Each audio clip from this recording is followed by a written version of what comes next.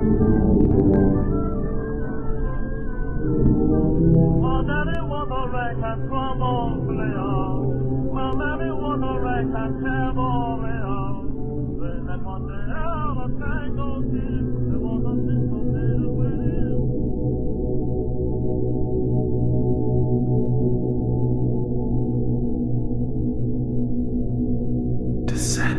into Darkness, a Call of Cthulhu campaign.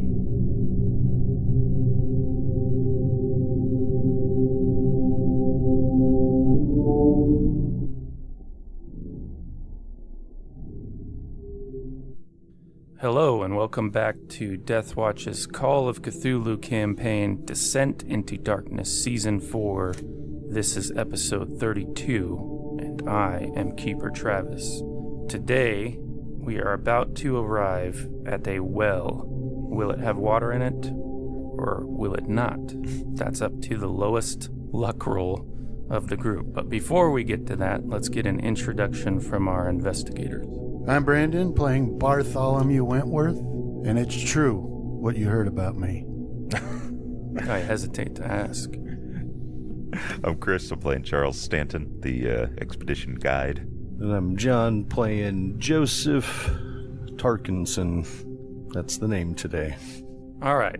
We had left off at the tail end of April 6th as we were trekking across the desert, and Mr. Wentworth and Mr. Thompson had just found a strange creature, and Thompson had severed its hand and tucked it into his pouch, and they were on their way to rejoin the greater part of the expedition and report what they had found. So that's where we'll pick it up as Mr. Wentworth and Mr. Thompson join back up with the rest of the caravan.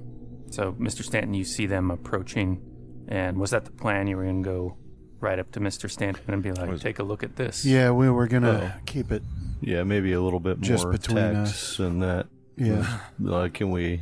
Were you also scouting the well?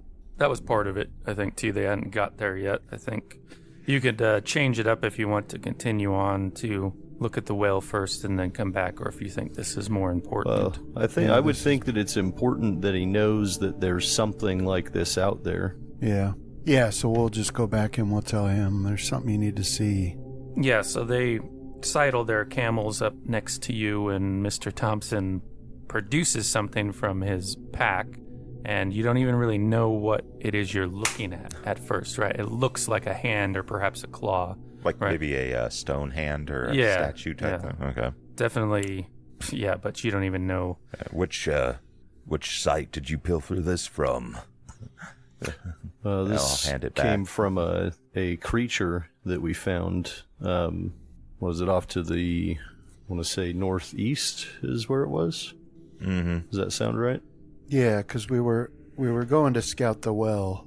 And it was off to the east of that trail, a little ways, right? Yeah. It looks like it may have come from underground, but it was dead when we found it, and it may have been killed by, I don't know, maybe Bedouin, maybe something else. Mm-hmm. But felt that it's best that you are aware in case you guys the caravan is set upon. They're pretty tough-skinned, or whatever this is, as it wasn't easy to take this off or penetrate. Well, I'll have my men keeping an extra special eye out, but for the most part, and I've said it before and I'll say it again, we're far outside the reaches of civilization, gentlemen. We're in the wilds. Beasties like these are a dime a dozen. Give a Hopefully strange they just don't look overrun to the caravan. Mr. Wentworth. I don't remember seeing any of these in any desert that I went through. Yeah, not your guys' experience, that's for sure. Mr. Stanton does have a curious background in that he's done expeditions, some of which were for the late Mr. Rupert Merriweather, and he's led you into some strange places with unexplained phenomenon. So yeah, he has a pretty easy manner with it.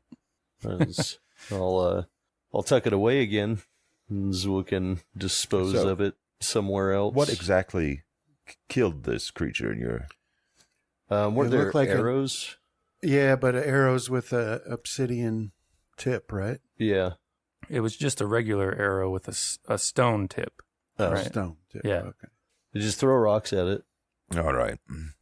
Well, as long as we don't have to start etching arcane runes onto the bullets, I think they'll work just fine then, gentlemen. Thank you for bringing this to my attention. And the well? Haven't gotten to it yet. Yeah, we'll be back. I feel like this This is should have when been we a were- more important or a bigger discovery here, but it's like now I feel ashamed that we brought it to you. right. It's like when our D&D characters were bringing like dead birds to the mayor or whatever. Yeah. It's like so, and they're like, "Isn't it strange?" It's not normal though. You guys had a job to do. Well, it does give you for your characters. You can make a note. I that guess it a little does bit give of you kind relief that, I mean, if he's already experienced with stuff like this, then you definitely chose the right man. Yeah, he's a different sort of animal. Rupert Merriweather's the only person who gets sane after they touch the darkness.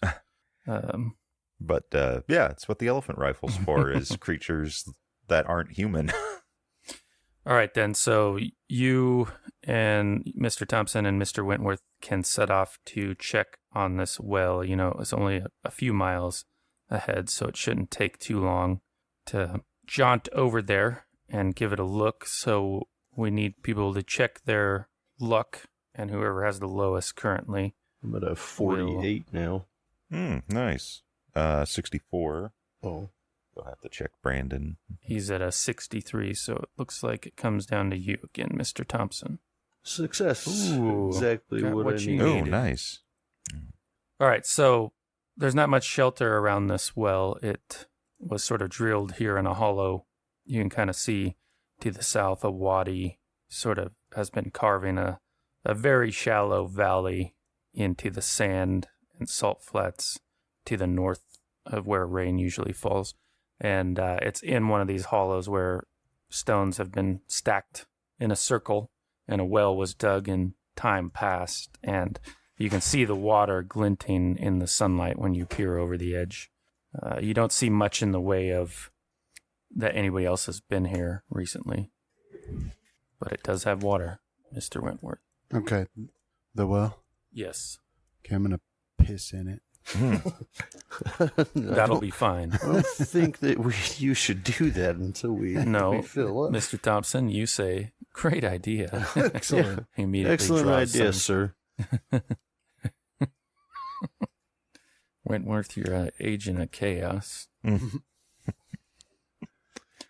So, yeah, you can report that back The to well was Stanton good, now. except for a strong urine smell that came out of it. Well, It that was, doesn't much bother any of me. I on drank my a ton of end. it, and it was fine. So by, late afternoon, the caravan would arrive all together at the well, and the Yeah. operation of watering all the camels can begin. Okay. Setting up those troughs and getting them in lines. And you yourselves can take a portion of the water and drink. And with that luck roll, it's a little bitter tasting on its own. You see, like Anwar Wasa will put some camel's milk in it to cut the bitterness. And some of the Yemeni do that, like the herdsmen will do that. It's not so bitter that you can't drink it, obviously, if you get thirsty. It just leaves a sour taste in your mouth. I'll put some sugar in mine. Okay. Making it into tea or coffee probably wouldn't be a bad idea. Yeah. But I'll make an announcement once we've set up our camp that all day tomorrow we will remain here and we will sit off once the sun sets. So take your relaxation while you can. Okay. So it looks like you'll be staying here this night all day tomorrow, and then on the sunset of the 7th, you'll be departing. Yeah, unless we Traveling the night actually of- wanted to go a full 24. No, I think you got a good plan. Okay. Well, that will be enough to give you guys a recovery roll. However, we have to pay the butcher's bill for today, and one of the things that may not have been noted was that at its height, the temperature reached 107 degrees today. So it was, had you not been distracted by such an odd discovery, you might have been more aware of it. But many people that were in the main caravan, were just wilting under the heat. By the time you guys settle in, everybody's pretty much spent. And that will be simulated by adding a penalty to today's constitution roll. Okay. I am checking Matvey Vanya again. Poor unlucky fella. Success. Well done. Failure. Who was that? Matt. That dang constitution of his is so damn high. Wentworth takes you up to 1 level of exhaustion. Because I'm at 2 right now. Yes. And also let me check some of the Yemeni. What the hell is going on here? Well, the first one, they have a penalty on it, so he actually ended up with a 97 versus 50. No, I know, then, but why? Like, now is the time when all the extreme... Like, I had gotten a hard success and then ended up with a failure. Yeah, darn roller. So it looks like, about half of your group of Yemeni, Mr. Wentworth, are pretty bad off, particularly those that spent all night working with Mr. Bo Whiteman searching for oil.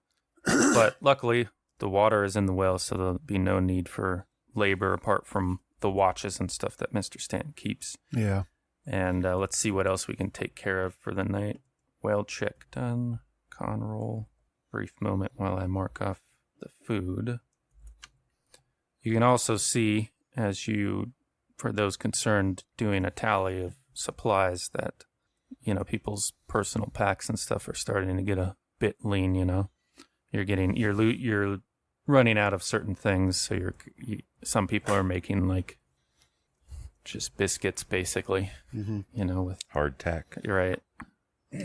Because the fruit, those sorts of things, mostly you got dried stuff from the last village you were through. All the fresh stuff is long gone, but you can fill up the water skins again. Currently have your maximum loadout as 2,370 liters of water. None of your containers have taken any damage, so we will go back up to that. Stanton is fine. He's only eaten hardtack ever. Yeah. And he doesn't soften it up in liquid first. He just crunch away. Occasionally a rock or two from the millstone will get in there and he won't even notice. Yeah. That's what he was weaned on. But if this temperature gets a little bit hotter, he'll just get all cranky and start failing all them constitution checks. Yeah. Oh, man. Okay, Mr. Wentworth, we'll do Mr. Thompson. The camp has been set up. You're in your tent there with Mr. Wentworth.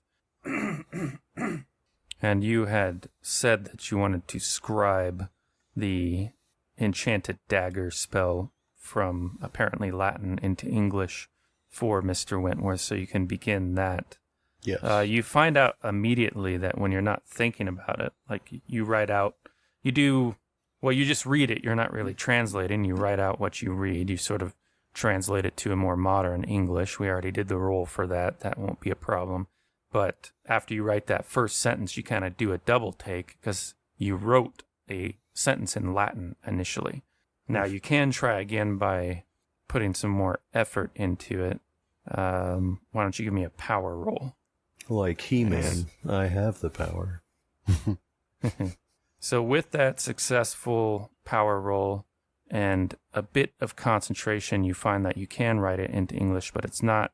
You have to think of every word that you're putting down. You can't free flow or do a stream of consciousness, right? And it even has sort of a weird effect. You notice that if you just write a note, that comes out in Latin in some way. So, but you do find that this hour of scribing takes some sort of toll on you, and by the end of it, you do feel a bit exhausted. The same way you feel after casting your armor spell when you do that.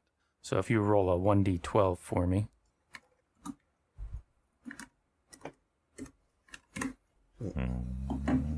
Did we lose you, John? No, I'm rolling it here. Okay.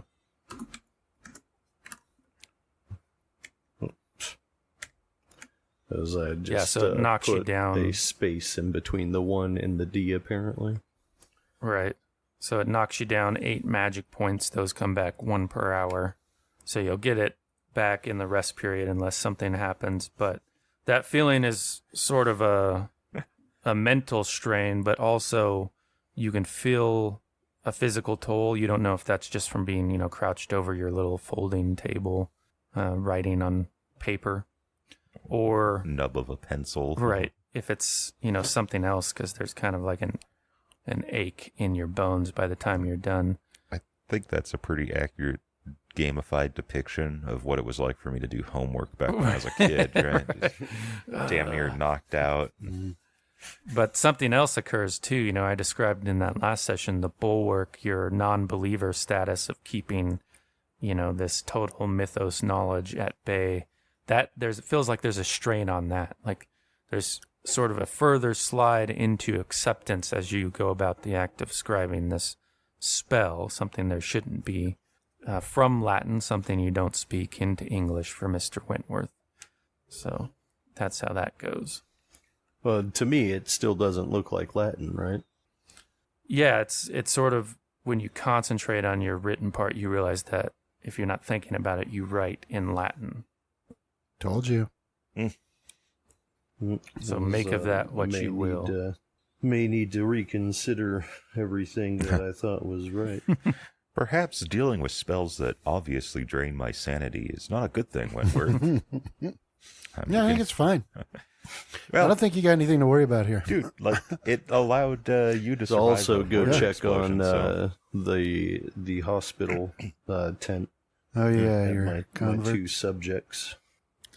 Yeah, they're, particularly Mitchell Brown, are exhausted from the day's travel. His ability to ride is, very reduced. So you guys have had to have some creative thinking to keep your caravan moving forward while he struggles with that injury. So he's sleeping when you come over. Matvey is awake, of course, staring off into the night sky at that comet that once again is visible to all. You might even see in that direction Wentworth out there looking through his newly acquired telescope, or I guess you've had it for weeks now. Yeah. Sala died a long time ago. But he nods at you wordlessly, Mr. Thompson. I'm not going to wake Mr. Brown as if he's sleeping, but I will look to, can I tell that the idol is still in between them? Yeah, you can see they had a pouch or a bag that's kind of at the foot of a table that they have a few items on, like a bottle, or the little, like a shot glass or something that they were getting their ration in. That was all Mitchell Brown had the energy for before he crashed out. But at the foot of that, there's a bag. You can see the head of the idol peeking out from the top of the bag. I'll pour a shot into each of their glasses then, and just leave them with that. We'll nod back to Matvey and silently walk out.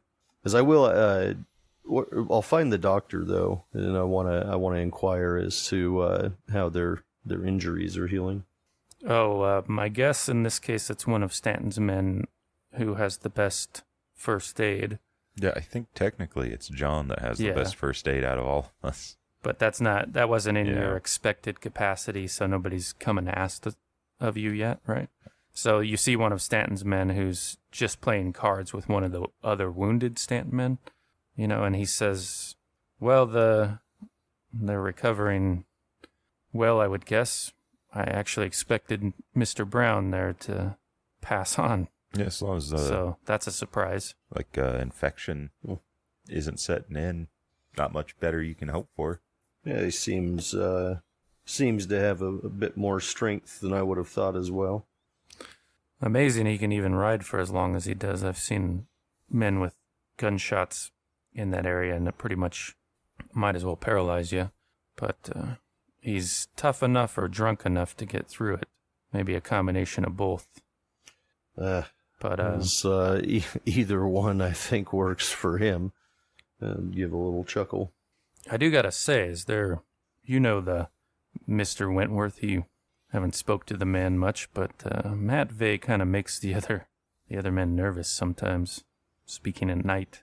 Who's telling me this? No, this is somebody telling Thompson. Oh. What does he speak of? Well, it's tough to get coherent thoughts out of it, but it's a lot of, doom and gloom, I guess we could put it that way. A lot about burrowers in the desert and our final destination in Irem.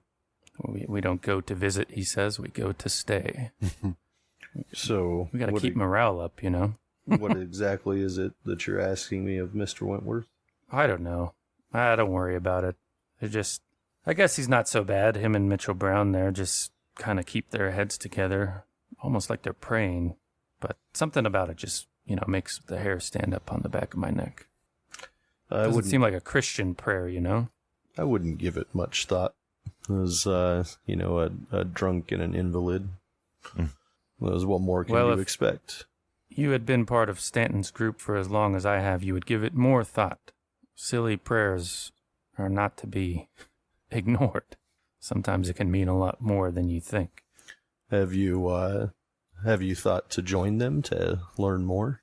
What? No. What are you talking about? Why would I? Well, I got at least then good you old would Lord's know, Prayer. Then you would know what it's all about.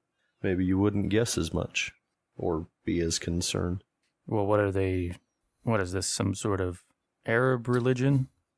I honestly, I couldn't tell you. I don't know what type of role you want for that one. Are you wanting to just lie to reach him? into some knowledge? Oh, yeah, you can do this with persuade. You can chat him up. You have plenty of time. No, it's far more hard ancient. success. Yeah, because I'm not ready to expand the following yet. Not until the miracle healing happens. Yeah, we'll say you talk to him for about 10 minutes. Maybe you veer away from the topic of pagan prayer or prayer to unknown things, and just get a sense of the fella. And you can see, like Stanton, he sort of mirrors that pragmatism.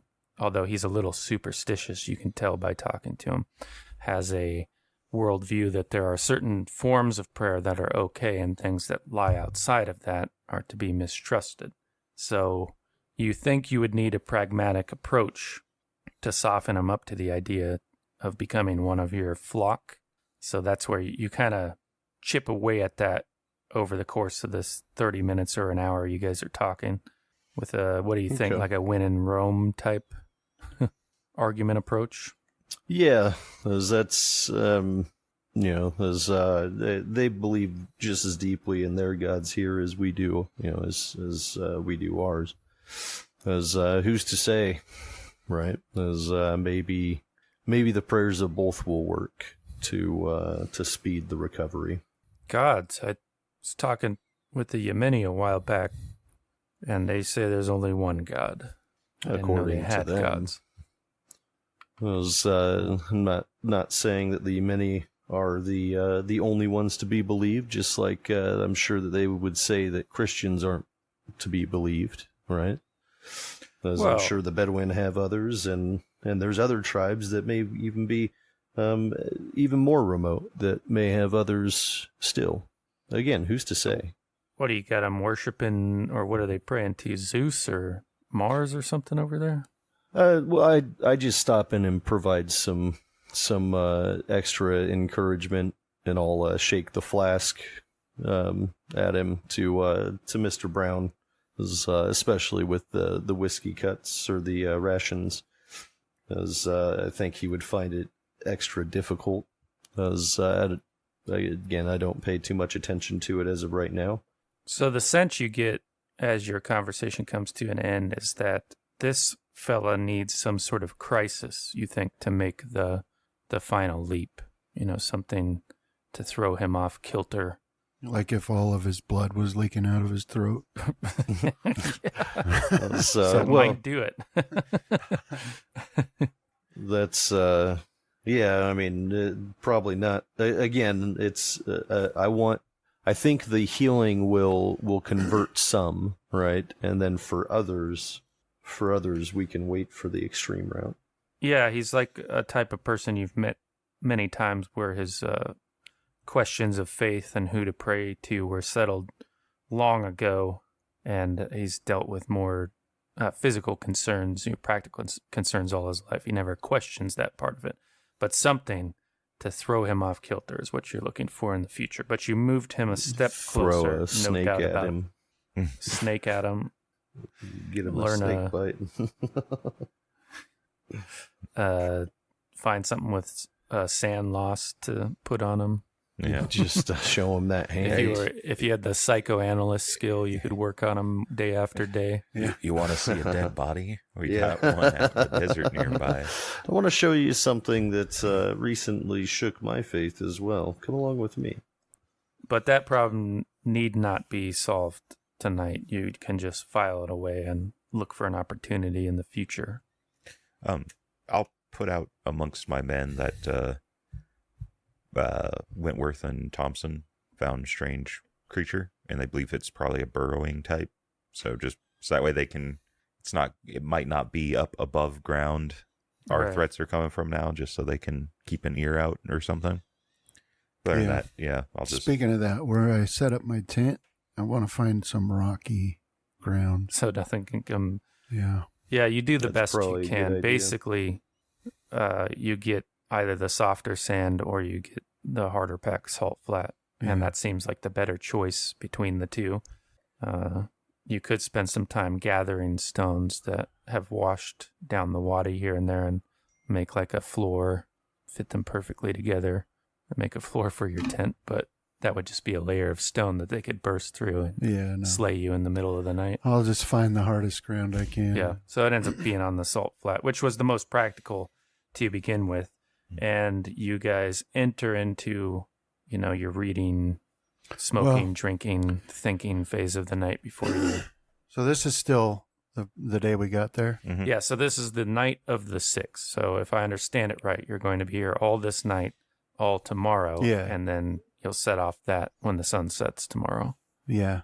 But what does the surrounding world look like? So you guys are in a wide, shallow valley that is a product of where it rains to the south and flows down all the wadis. It goes across these salt flats, and you're in the rainy season, so all the rain terminates here, does not go any further, because once you get further north, you have the Rubal Kali. Yeah. But so basically this, if you look on the map, you have this darker circular shape that you guys are in the middle of. Yeah. That's this bowl that if there were more rain there would probably be a lake, Okay. right? Okay. Yeah, so that's what the terrain looks like with giant dunes To the north. to the, well, actually that's probably outside of curvature of the earth you wouldn't be able to see it, but Okay. you know they're there. Curvature of the. It's the haze of the flat earth that Right. blocks your view. Okay. Is there a chance we could find some vegetation? You could definitely give it a shot. Your first hour of searching would be at the extreme survival desert. I'll give it a try. I was going to say we could do that tomorrow. I While will do you're it waiting. tomorrow, but also tonight around dusk, a little before dusk, I wanted to range out and see what I can find. Okay. Like either the vegetation or see if I can find like something to shoot, like a hunt. Okay. Yeah. Because if water gathers here, then maybe Animals come animals through. do too. Yeah. You can. You said extreme survival? Yeah. Okay. And also I'm not working too hard at it. roll out your So- luck as well. Okay. Which one do you want first? You can do your extreme survival. Now I'm at 1. So you have a penalty on it unless you want to chew some cocaine before you go out. No. Big mistake. Yeah. Failure there. Yeah, you do see indications that there was some growth here, but whatever animals passed through this area, They must have ate it Yeah. all up. yeah, even down to the root. So probably goats came out here. Yeah. Okay. And then your luck roll. Success. Okay, so with a regular success, when you're ranging out to the south, you find a portion of the salt flat where the dirt is clay-like, right? So some of the moisture's still trapped here. Yeah. And you can see the print of, what are we calling them? It's not an ibex, but it's like that. Okay. Had passed through here previously, on its way. Let me do a eastward. track Okay, go ahead. to see if I can This part's pretty regular to get across the clay earth. get a penalty on it. Mm. Yeah, so the problem is, unless you want to push it or spend some luck, What would the consequences be? Nah, I won't. well, right now, you're ranging outside of the camp Yeah. in the night. Yeah. The penalties are endless. Well, basically, the earth that has moisture in it runs out and you get into the drier terrain and it becomes a little more difficult Yeah. to track it through, particularly at night. I mean, you are heading towards a full moon, but, even if you track it, how are you going to see it at a distance, that sort of thing, without spooking it? And that's, without anything else, that's as good as it gets for tonight. Okay. Mr. Stanton, is there anything you wanted to do for your evening here? No, smoke, drink. Go Well, to not sleep? drink water. And maybe show Francesco how to do proper gun maintenance, Okay. and then go to bed. Yeah, I should say, when you give your general announcement about a threat from the sand, Ray Flanagan, in his respectful but also insolent way, says, well, what are we supposed to do about it? Just keep an ear out? Exactly, Mr. Flanagan. If you hear any strange sounds or any trembling or rumbling, just We be didn't more happen to aware. bring any landmines, did we? No. Give a luck roll. We'll Yeah, we'll do the hard level for it, though. No. No. Too heavy, Mr. Flanagan, but we do have some good old dynamite, as always. Well, just as good. The Yemeni'd probably wander into it. Most likely. All right, boss. Anyhow, so yeah, you go to sleep. Mr. Thompson, we'll end the night with you. You finished the scribing. You're dog-tired, not only from traveling in 107-degree weather, but apparently doing some mystical scribbles. So, anything else for you?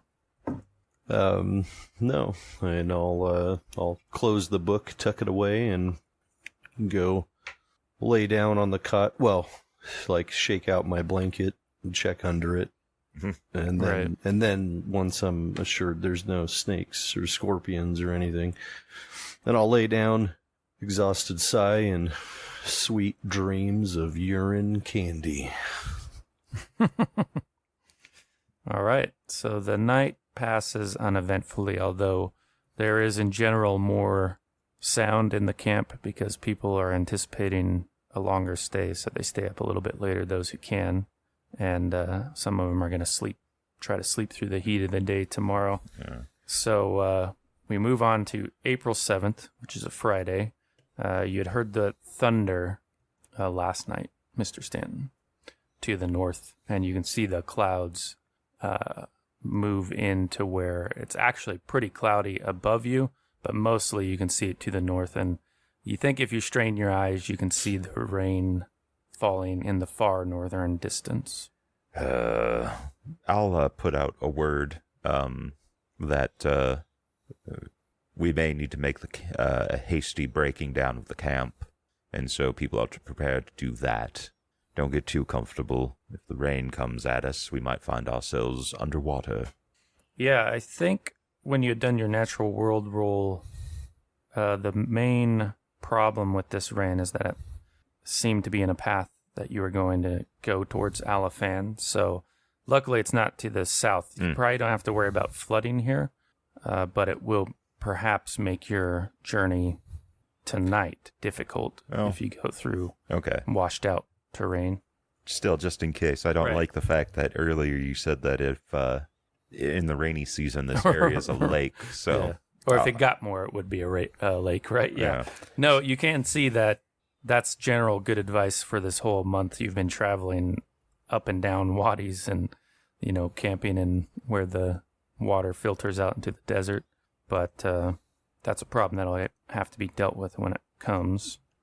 So this morning, with the sun up and it proving to be another triple-digit day, Curtis Cooper comes around this time with his camera he has to set up, and he's getting the okay from you to go around the camp and take pictures since we're going to be here all day. Yeah. Sorry I haven't taken more, Mr. Wentworth. I only now feel to be 100%. Well, I'm glad you're feeling better. And he does look like probably better off than anybody else in the camp, oddly enough. He was the one with pneumonia or whatever. Yeah. That was probably going to become snake food. Right. But yeah, he's already packing it, and once he gets the okay, he's like, well, why don't we start with you? I think you have to go in, the main picture in these spreads. So, heroic pose. What are you thinking, Mr. Wentworth? Yeah, no, you're the photographer. Tell me what to do. Why don't you just get a picture of me going around shaking hands with people or something? All right. Yeah, let's get a few of those. Because I want to go check on all the people anyway, since we have a rest day. Maybe you and Mr. Stanton pointing off in the direction we're heading. Yeah. We can get the Yemeni to kneel down in the sand like attentive pupils, and I don't know like you're giving a lecture to them. I don't know if we need any kneeling. Okay. These are all just ideas. It's your come, call. Come back to haunt us in about 50 years. Yeah. All right. So yeah, he follows you around. With this camera, like he had that one hanging around his neck, the little like Kodak. That's what it was, the early disposable one, basically. He would take quick snapshots. You haven't seen the result of those, but they're less than good. Yeah. But this one he has, he has to set it on the stand. He has a little curtain for it. You got to hold the pose for a long amount of time. So your arm, if you're pointing somewhere, it gets tired by the end of holding it for the long exposure. And he just follows you around the camp as you check in on everybody. What are you going to do, Mr. Thompson? Is this a rest day for us? Yeah. Yeah, you are setting out tonight. But as long as you guys don't do any labor, I'll allow you a check to get out there and look for stuff to harvest for the, one. But beyond that would count as labor. Then you'll recover from some of your exhaustion. I'm going to forego any labor to try and recover from the exhaustion. Okay. Did you want to scribe some more today? No, as I don't know. Is that going to count as labor? No, not the same. Okay. It's doing a sort of different effect in a way.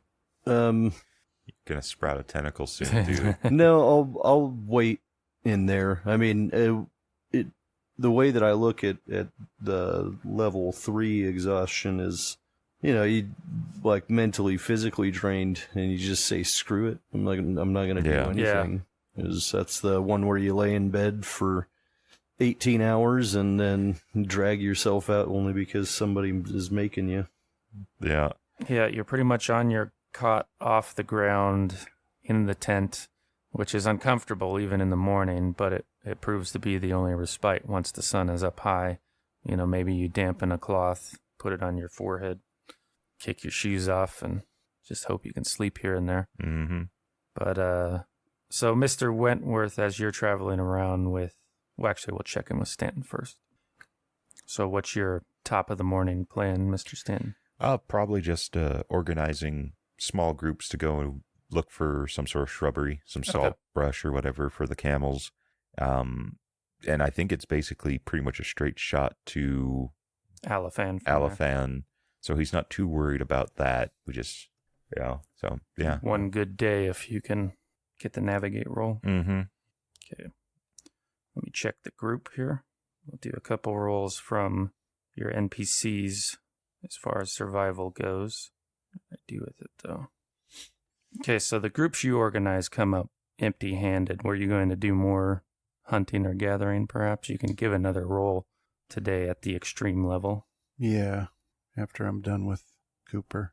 Do you still have a penalty today?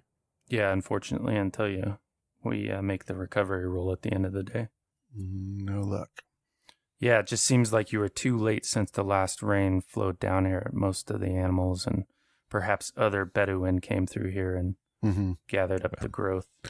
Well, We shouldn't lose too many camels, if any. It's just one good day march. Yeah, to Alafan.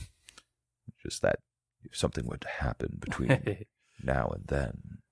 Yeah, and you reckon a good thing, too, because you have maybe 3 to 4 days of food left for the people before you replenish. Hopefully Alafan has enough to handle what you need.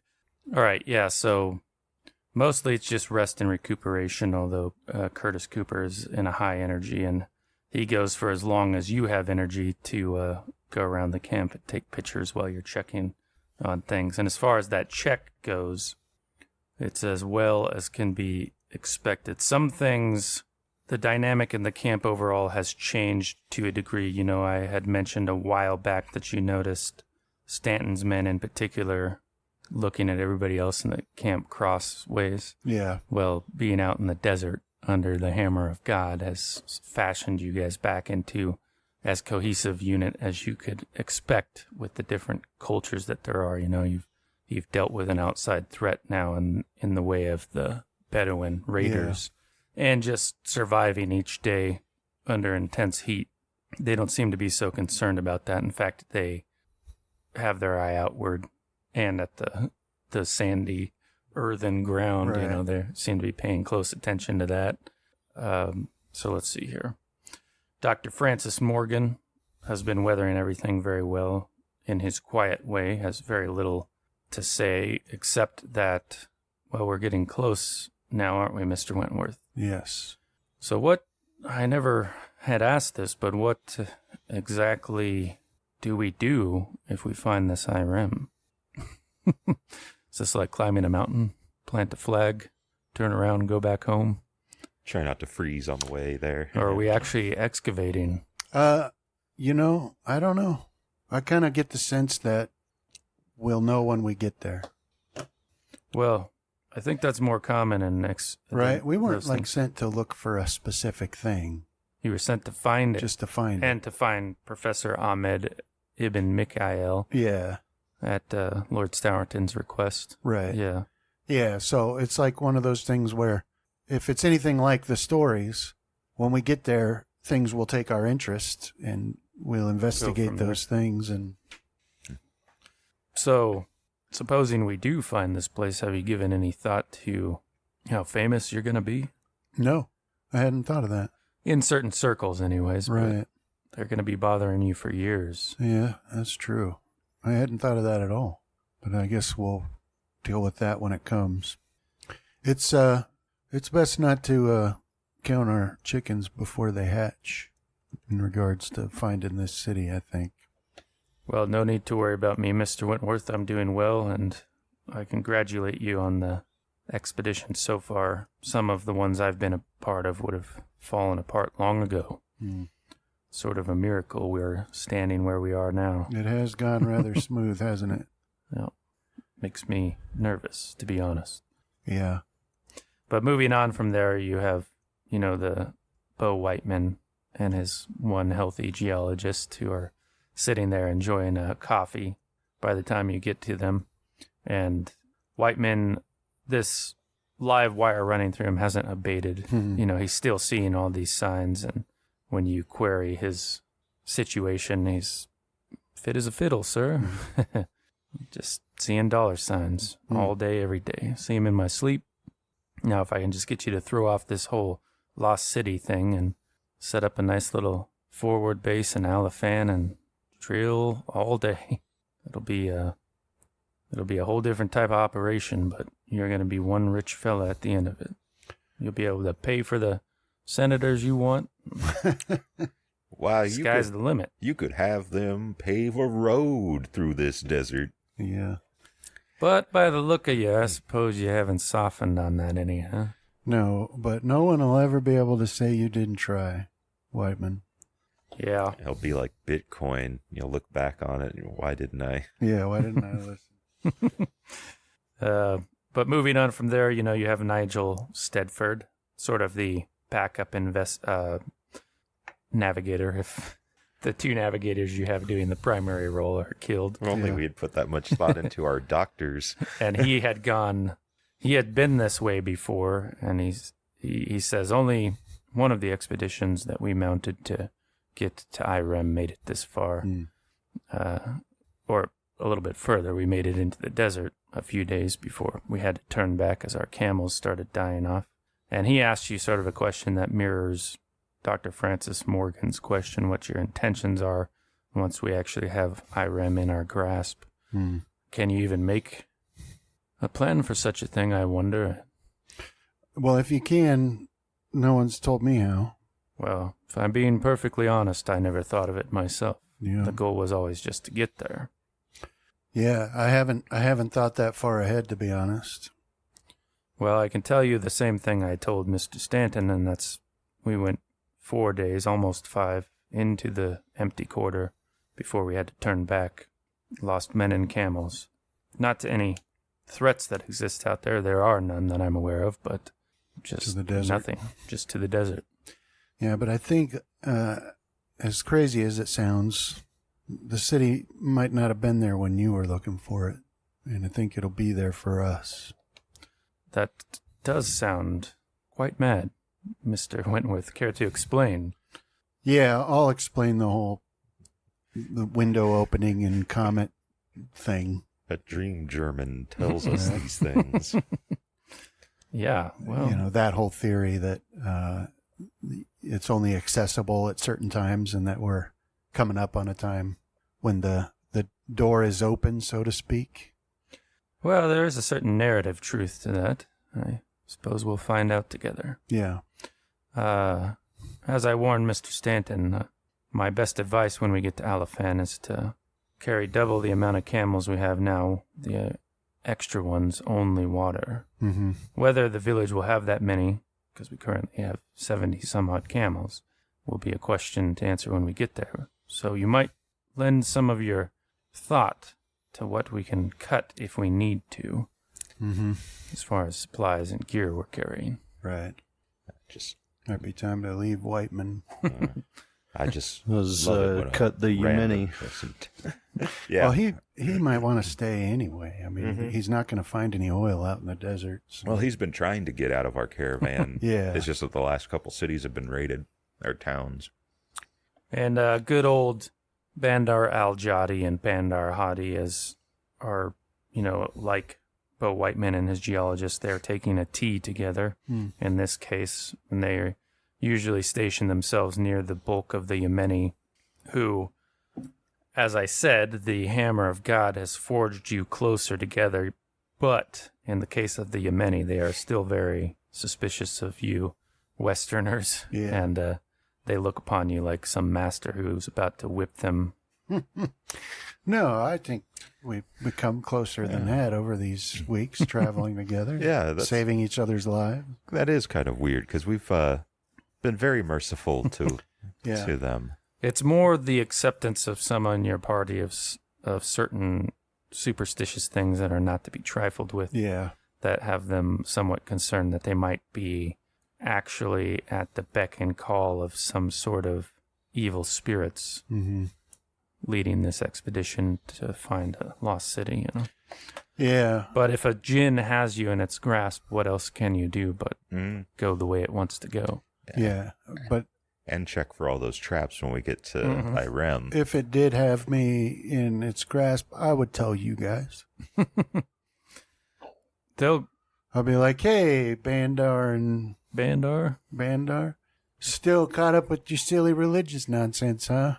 Well, they're a little more, because they're soldiers, the UFCA soldiers, so special forces of the current Yemeni military, and so they have always been solid as far as that goes, They'll just tell you, and they'll file it away as this guy's a madman dealing with evil devil spirits, but what can you do? He's paying the bills. Yeah. So, Yeah. Okay. but they assure you that the rest will make it. They think that you've brought some sort of bug that seems to have infected them, and that as we near, they're as interested as... they're getting excited about it too, yeah. Or at least to get to Alafan. Yeah. Which carries you on, to a glance over at Stanton's men who go about their business as well as they can. They're in various states of exhaustion, so you can see it in their Mm-hmm. the way they hold themselves as they go about their work, but nevertheless, it must be done. So that's what they do. Like a weary group of them heading out to go search for Yeah. salt brush, They don't look too happy. Backwards glances at Mr. Thompson and the like, who are just resting. They got their feet up, Right. reading a newspaper. Must be nice to have money and pay for people to do all the work for you. That's what I've always said. But all in all, you they think should the try it sometime, Right. if they can afford to Cue take the, a day off. Cue the Leonardo DiCaprio toast meme from... Then there's Jackson Elias, who is always quietly scribbling in that notebook of his notes for the next novel, perhaps. You remember Dr. Andrews speaking of him a bit, and he only just gives you a nod, not wishing to start the conversation, but not exactly warning you away. Mm-hmm. But you can tell he's sort of in mid-thought about to write something. I actually forgot about old Elias. I might pay him a visit at some point throughout this day. Okay. And then the most recent acquisition was Anwar Abdel Wasa Bani Yam, a Bedouin tribesman. And he has some respect for you because of what you did at the village, but also seeing you guys travel through it. He has lots of notes, because you don't do it the way the Bedou do it. You have far too much stuff to begin with. Like, what are you doing to these poor camels? But he keeps it to himself and simply asks if you really think you'll make it under the hammer of God into the anvil of God without coming away a changed man. No.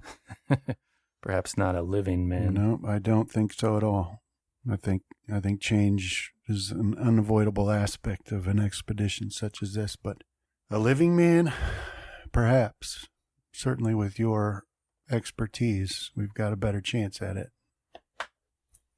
Well, you shouldn't have to worry too much about Bedou. There are few travel through. Only the Almura tribe will travel through, and that's usually just on their way north. But I've had pretty good relations with them, so I don't expect the same thing you ran across down here. And his whole appearance there is to act as a chaperone, too. So when they see that there's a Bedou with you, they're not just going to open up, which is sort of a standard greeting if you see a bunch of Westerners in your section of the world. And that's the whole camp. You see Francesco running around there doing the things that a boy does, although less so. He's been sobered by the experience thus far. Yeah. So all in all, pretty good. So Mr. Stanton, you wanted to talk with Jackson Elias?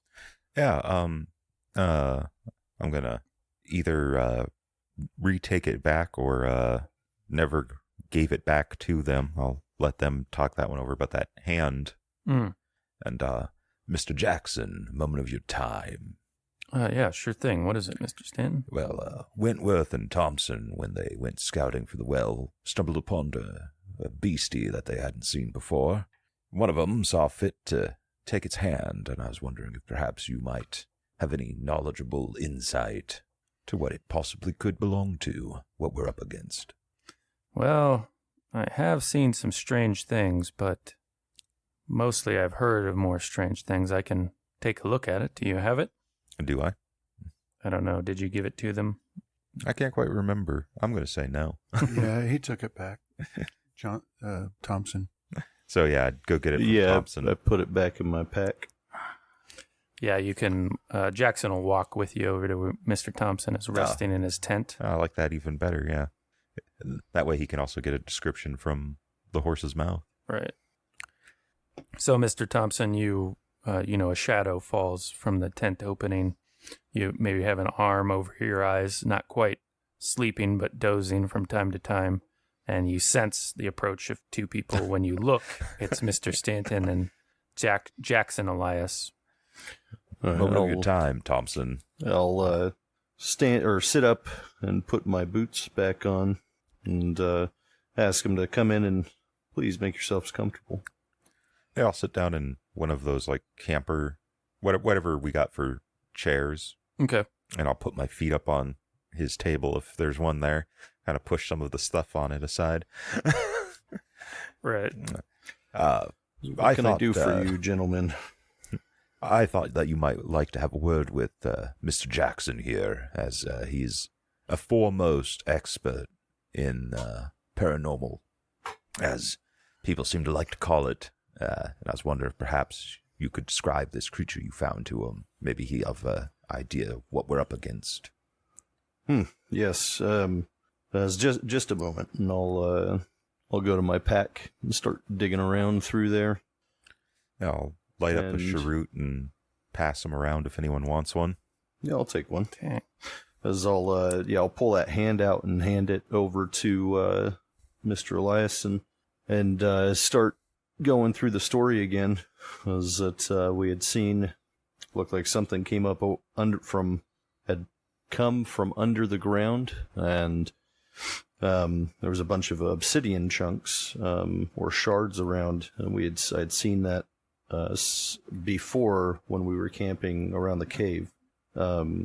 Started to follow, found some tracks or some more shards that led off to the east, and we started following it. And when we came up over a rise, we found this beast.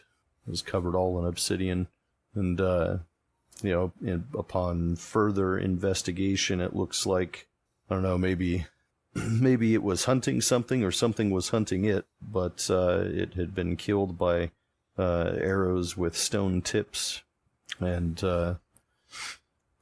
that outer skin, or whatever you want to call it, is extremely hard to get through, as it took a while just to get this piece off of it.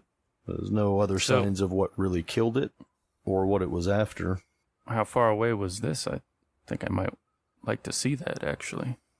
How far away were we from the well in that last camp when we found it? It was you figured it'd be like 5 to 10 miles from where you are right now. Okay, yeah, so about 5 to 10 miles back.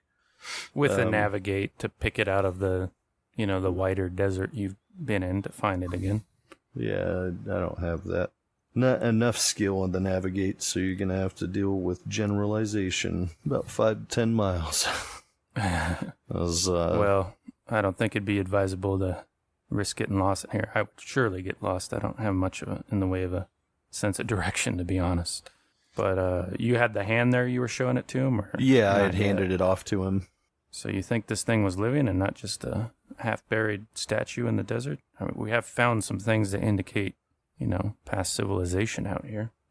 Didn't it have some type of blood when I took the hand? The obsidian. Yeah, it was like a crusted obsidian. Well, for your point of view, there's no mistaking what it was when you guys were there, right? But bringing back just the hand, its construction, while odd, Jackson or Dr. Francis Morgan, anybody with archaeology wouldn't have seen anything like it, because they just don't really make stuff that way. Like some sort of obsidian core with like sand around it. I've never seen anything like it. I scratching my head here. I can't really say I've heard anything like this either as far as mythology goes. I mean, there are general Semitic myths about golems. I mean, that kind of is what I'm thinking here. Some sort of construction, magically animated.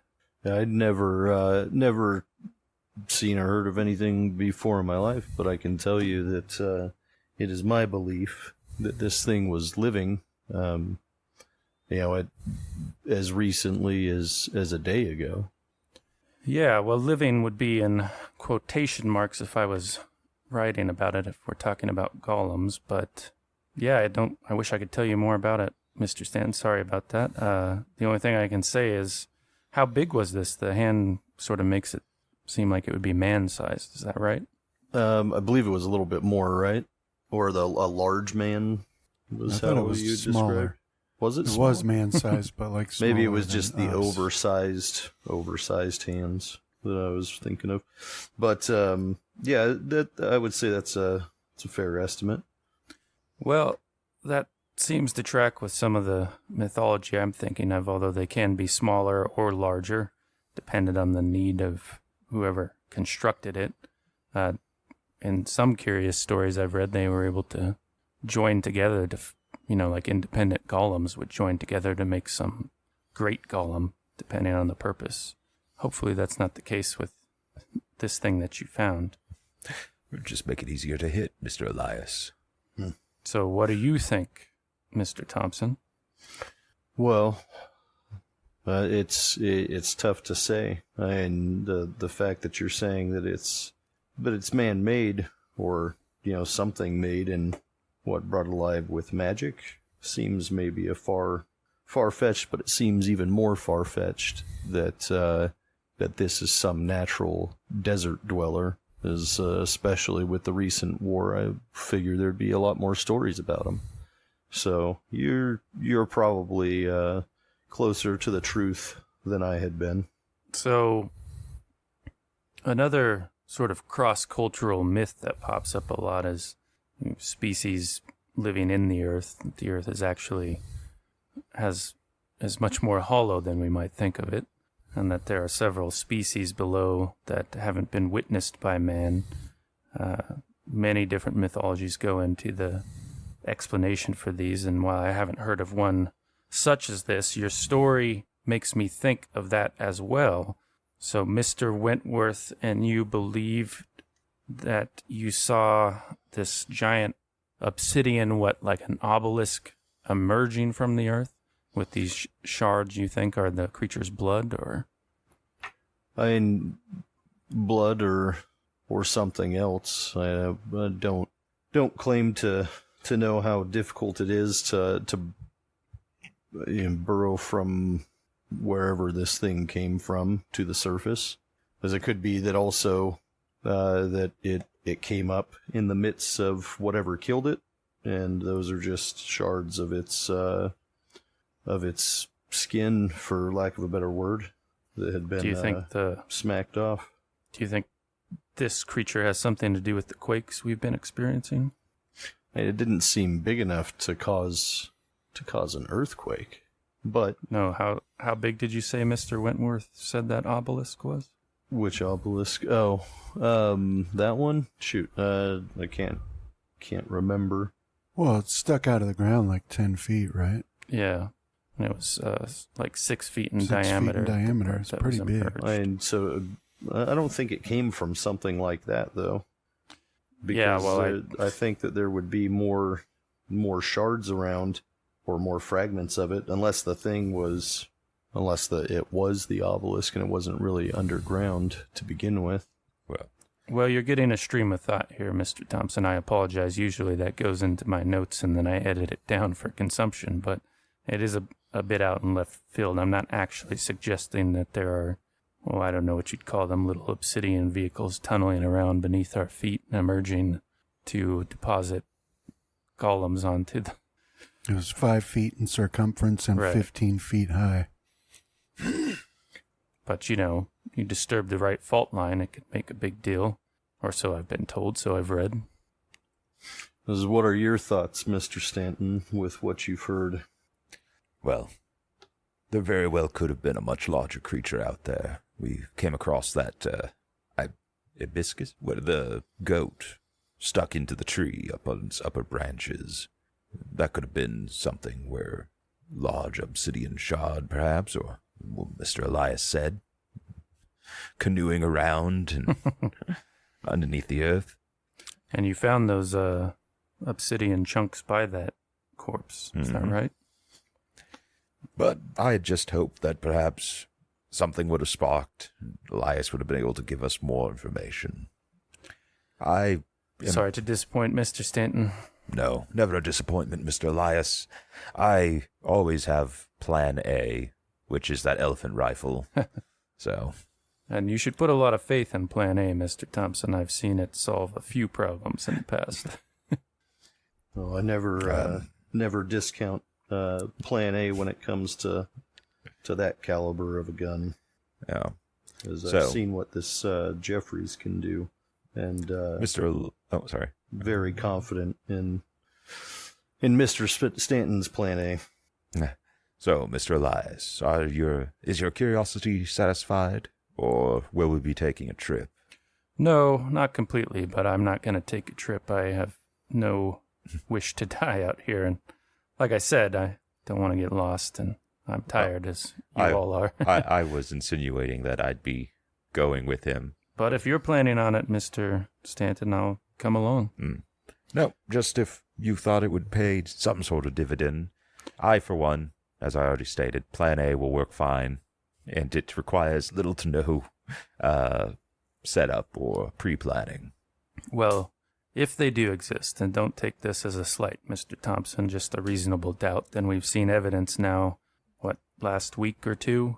We're likely to see more in the future, so I think if it does appear, I won't have to travel very far at all. Now, if you will excuse me, I do have a very far-flung theory I've formed. I'm going to go scribe in my notes, only to be excised by the time it is publicized. But that's the fun part, for me anyways. Thank you for your time, Mr. Jackson. And Stanton will stand up and kind of give a stretch. Ow. Did you want to hang on to that? As I'll ask Mr. Elias. No, you keep it, sir. As I already find myself quite burdened by my pack.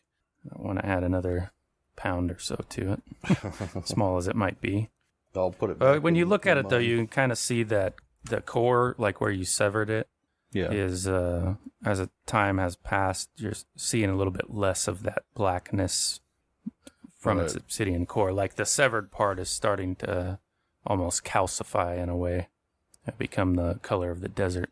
Okay, yeah, and that was part of the reason why I hung on to it rather than deciding to toss it. Is I wanted to see, like, how does it actually decay, or does something else happen to it? At this point, if it is decaying, that would be the only sign of it, is that the open, like if you were to take a human hand and sever it, like their stump eventually scabs over. Some sort of process like that is occurring just on your weird sandstone hand, where you're not seeing the blackness of the interior anymore, but it's becoming more the color of the desert. Not quite. It's sort of an off yellow that is vaguely queasy and uncomfortable to look at. Really disturbs Mr. Wentworth, but you'll just have to monitor it longer. All right, so with all of that out of the way, we'll fast forward through the rest of the day unless anybody wants to do anything, and we'll do our Constitution roll to recover. If you get, depending on your success, you recover more levels.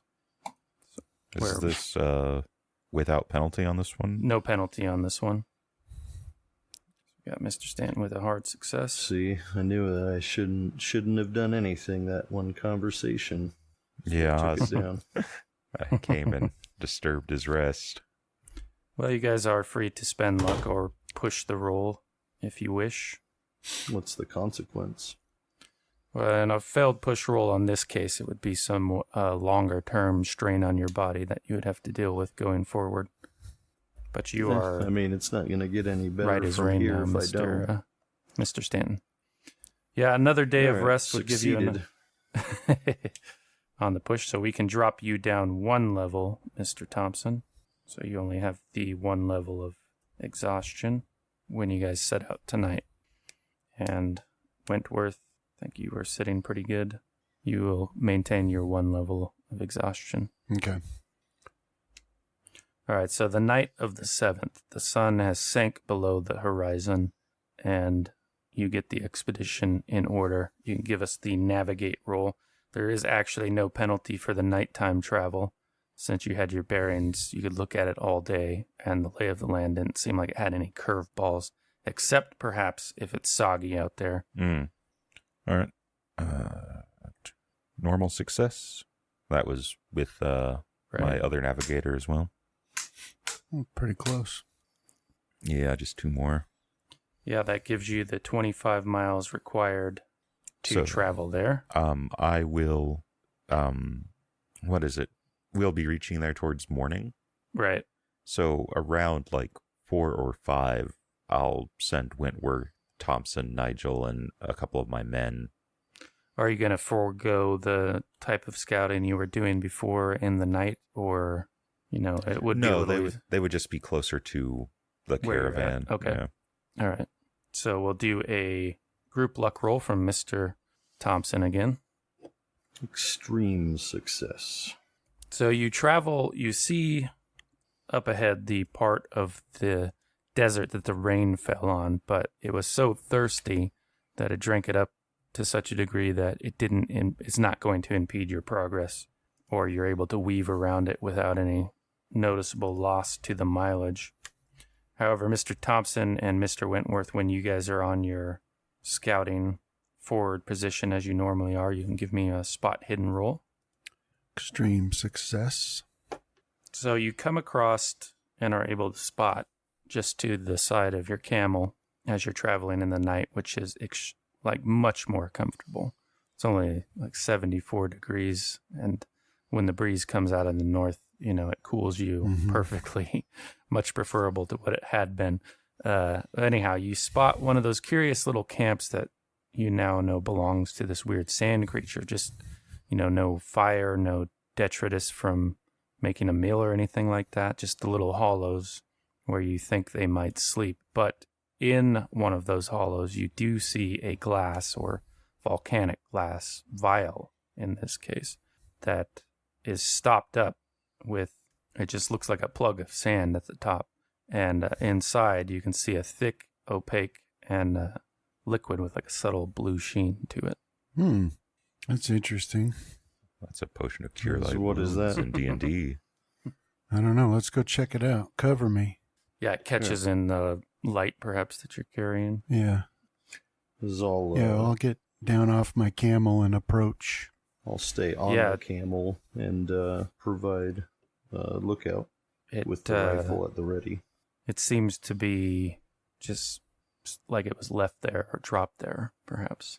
Okay. But you can give a track roll when you're looking at. Maybe you can piece something together. Success. Yeah, so you think this site is older than the previous ones, and you can see some indication that you catch their booted feet as they're sort of a tread that's you don't see, right? It's an unusual type of tread, and that they moved off to the west, probably to eventually meet the campsites that you came across earlier. Yeah. But you can see that some camel tracks are all over this area. It seems perhaps it's maybe a Bedu came across them and chased them off. And followed them. Which might resolve the tale of that one's death, basically. Yeah. So maybe in a hurry, as they came across their campsite, they left. It left this. Dropped this, whatever this is. A liquid in a vial, or volcanic glass vial. Yeah. All right. Well, let me inspect that a bit. Like, kind of take out the stopper. Yeah. And sniff it.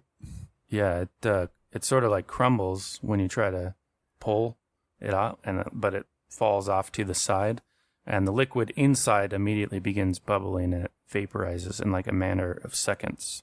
And there's like a faint smell of like spices, like cinnamon or something. Which we had smelled. Right. Yeah. Although it causes the back of your throat to burn pretty harshly, including you, Mr. Thompson. So give me a constitution roll. You're infected now, B. Gonna turn into one of them. Oh, come on. Nope. Success for me. I'll ask, cover my mouth and nose and ask, Mr. Wentworth, what is that? Burning I my don't throat. know. It stinks, though. Well, it's to such a degree with you, Mr. Thompson, that it catches your gag reflex there, and you vomit basically a belly full of water out over the side of your camel. Oh, and you did that. do much more than that. But you, through your strength of will, keep that from happening, Mr. Wentworth. Mm-hmm. But whatever it was, the vial's now empty, and I mean, you still have the vial, of course. Yeah. But it vaporized. Right. All right. That's weird, but I'll hold on to the vial. We should have made one of the Yemeni drink it. Yeah. Or So maybe next one we come across. Well, yeah. I mean, can I do an idea roll? Sure. What's the goal of the idea roll? Just a guess what this might have been for. Right. Because it vaporized. Yeah. So that would make me think of like ether or something right. that people would use. But yeah. Yeah, if any of you guys are trained biologists with an extreme role, you might have come up with something too. I mean, we can always do the old Whitmire here and have you guys roll it out anyways. And watch Mr. Thompson critical it. I don't even have it on my sheet. Yeah, me neither. Or do I? Give you and go for a critical education. Sure. Nope. Well, you're just, you have to deduce what's occurring here. They are traveling in one direction. They were apparently chased off by Bedu. One of them was slain by the Bedu. They left something behind. Are they like you, who have to travel with some type of supplies to survive out here? Or does somebody entirely made of sand and obsidian have no problem in this environment? You don't know. But whatever it is, you can have that idea that, it was under... Like, once it was exposed to atmosphere, it just dissipated. So, and how would they eat it if it's their food then? They just eat it glass and all? Or since it crumbled so quickly, do they just... I think maybe they just snort it. Like, it might have been like a drug for them. Or something. It's definitely an interesting find. Yeah. Yeah, you guys just don't have the skill set to sort through that. You're kind of like the Jenkins brothers when they come across a mystery. They're like, well, we don't know any deeper meaning to it. But I'll hang on to it, and then maybe somebody else will have an idea. But there doesn't seem to be... Maybe plug it back up if we have anything to do so, in case there is something You could try to stop her. You could repurpose something. I'll get a rag from a or something.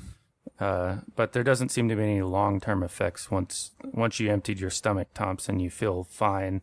And eventually the burning that spice scent from the stopper caused you is, it goes away within the hour. Okay.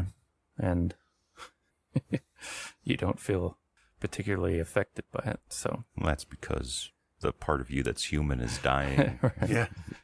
Now you'll just be... brushing your shoulder and sand will flake it, right? I'll start crying obsidian. Take my cap off and brush my hand through my hair, and obsidian shards start falling out. All right, so as the vanguard, you guys are traditionally the first to catch sight, this is as morning approaches, of the villages as you approach them. So you do see Alafan by its lights in the distance as you guys crest a sort of sloping bit of the salt flat where you're coming out of this bowl where the water filters out of the mountains into the desert. You see it and its lights twinkling some miles distant. Okay. How far off? At this stage, you're probably like a mile and a half away from it. Do you want to get a little closer, or do we want to ride back to Stanton? Yeah, well, because he wanted us to take some other people with us when we get there ahead of the caravan, so we'll go get them and then head back out. Okay. So, Mr. Stanton, as you're seeing the first rays of morning light, you see in the distance Mr. Thompson and Mr. Wentworth return, and they report to you that they've spotted the village. All right. Yeah, Stanton will call a halt for the caravan. Okay. And then call up, Nigel and a couple of the other people. I think that one guy that kind of joined with me. Yeah, well, Anwar Wasa. Yeah, and then we'll go to Alafan and announce ourselves in the way that they deem proper. Yeah, Mr. Stedford says that if things remain unchanged, then the elder is a man by the name of Najir. So that is who we will be speaking with. Agreeable as far as people get in the desert. So I think that will be refreshing for you. Hopefully. Let's hope he's still alive. And you guys set off, and by the time you get there, it's still early morning, so you have morning light. And so you're making out shapes, not in the full brilliance of day, but you can see all the structures. And Alafan resembles the other villages you have passed through so far, where all of their structures are exercises in practicality with not much in the way of culture coming out, aside from the little bits of pottery and they do like colored glass hanging here and there, and then wildflowers that have been picked to adorn certain areas. But they are not in a state of, lockdown like the last village was.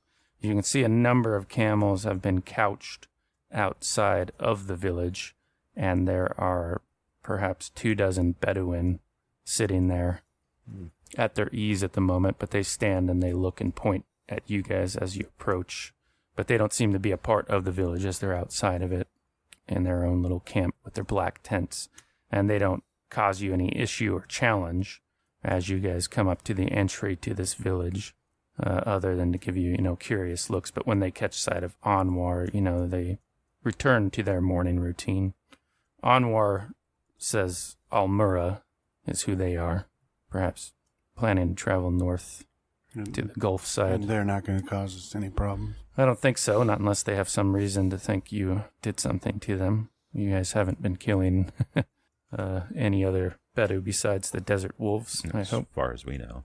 You haven't huffed any weird liquids out of obsidian vials.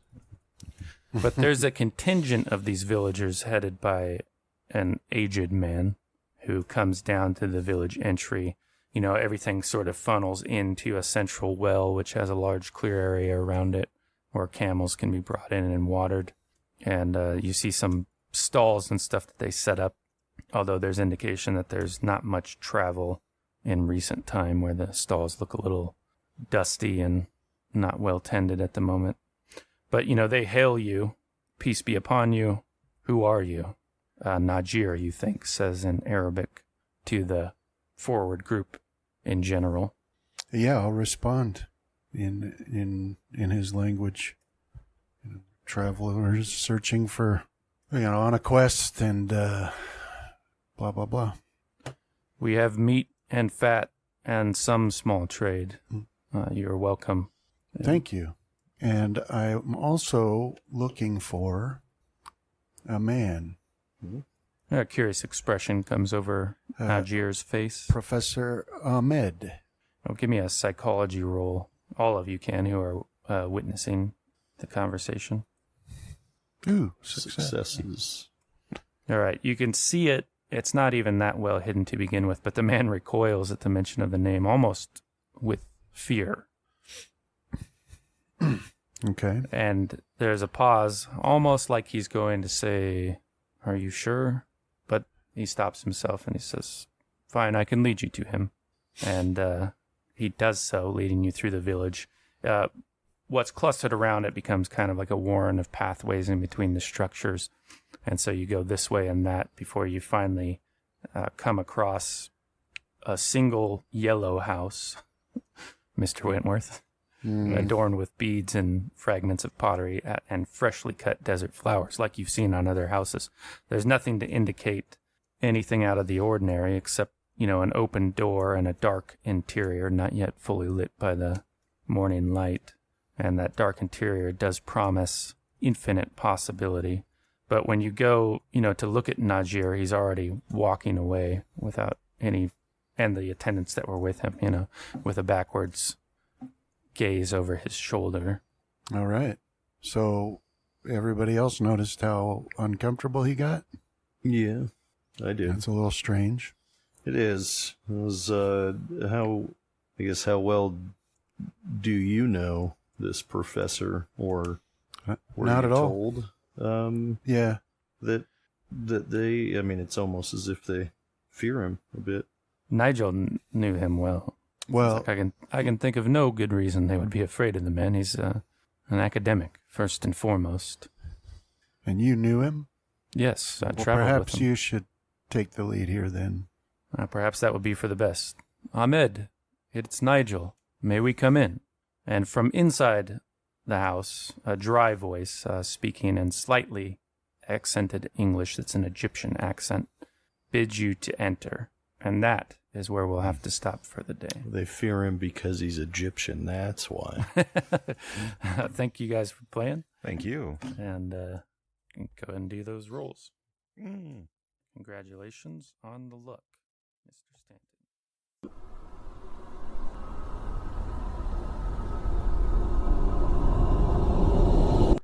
This has been a Deathwatch production. Thank you for listening.